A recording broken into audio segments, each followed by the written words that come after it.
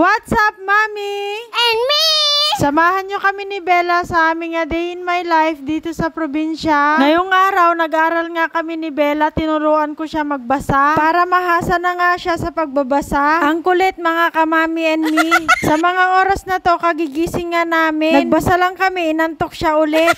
May inat-inat pang nalalaman. Wala nga siyang gana magbasa. Kailangan ganahan siya magbasa pag ako nagturo. Gaganahan talaga siya ng bonggang-bongga kapag nagpakita ako ng sinturon sa tabi ko. Pagkatapos namin mag-aral, naghanda naman ako ng pananghalian namin. Gumawa ako ng pipino, nilabas ko yung leftover namin sa luyo. Naglabas ako ng maliit na kasirola, dito ko na ininit yung saluyo. Yung lechon manok na natira, pinaibabaw ko lang sa kanin. Pagkatapos namin kumain ni Bella ng tanghalian, umalis kami ng bahay. Inayos ko nga muna yung side mirror ko dahil tabingi. Tapos gumenggeng na kami ni Bella. Mabilis nga lang tayo nakarating, mga kamami and me. Dahil may service tayong ganito. Lalampas na nga sana kami sa pupuntahan namin. Bago nga kami lumampas ay naalala ko, dito nga muna kami pupunta pala para makapag-cash in ng GCash. Sumunod naming pinuntahan ay yung baratilyo nga dito sa May Alicia. May bibilhin nga lang kami ni Bella. Pero pagkatingin namin dito ay wala naman dito yung kailangan namin. Bibili kasi kami yung pang-bake, yung panghalo, mga kamami and me, at saka yung brush. Dahil wala nga dito, pumunta na lang kami sa Rego. Nag-teleport na kami, nakarating na kami dito sa Rego. Pagpasensyaan nyo na po kung yung background nga natin ay maingay. Umuulan po kasi ngayon dito sa amin. Tapos may bata pa nga po akong kasama. Nakapasok na nga kami dito sa Rego. May nakita nga ako na boots pambata. Nagsukat nga si Bella ng isa, hindi naman kasya. Maganda nga sana ito dahil kulay black yung kulay. Kasya naman sa kanya itong kulay red. Hindi ko nga nagustuhan yung kulay, mga kamami and me, kaya hindi ko binili. Maganda sana ito kay Bella dahil nga maputik dito sa amin. Lalo na kapag umuulan. Nilagay ko na nga uli sa lagayan yung book. Naghanap na nga kami ni Bella ng kailangan namin at nakita nga ni Bella. Ito nga lang yung pinunta namin dito, mga kamami and me. Binabalak ko nga gumawa ng cake, mga kamami and me, kaya napabili tayo ng Dioras. Bumili rin pala ako ng gloves at kung ano-ano pa. Dahil nandito na rin kami, bumili na nga ako ng iba pa.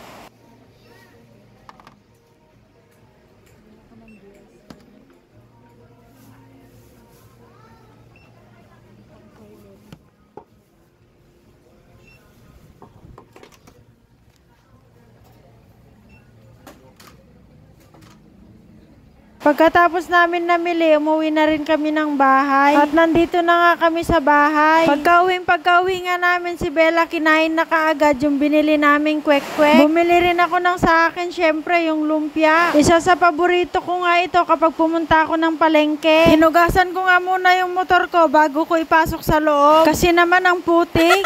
Kinarwash ko na diretso para malinis na nga. Winalis ko na rin yung sahig dahil maputik na rin at saka madumi. Sa wakas nga at natuloy ko ring labhan itong mga kurtina at saka yung seat cover. Maraming salamat po pala sa mga nagko-comment at nanonood pa rin sa aking video. Kahit papano may nanonood nga sa atin. Sana nga mapansin yung mga kagaya kong small vlogger. Mga nagsisimula pa lang ba? Sana magkasama tayo hanggang sa dulo. Walang iwanan ba, mga kamami and me? Sana patuloy po tayo mag-follow and share para dumami pa nga tayo. Mas marami, mas masaya nga. O siya, paano ba yan? Bukas ulit. Bye-bye!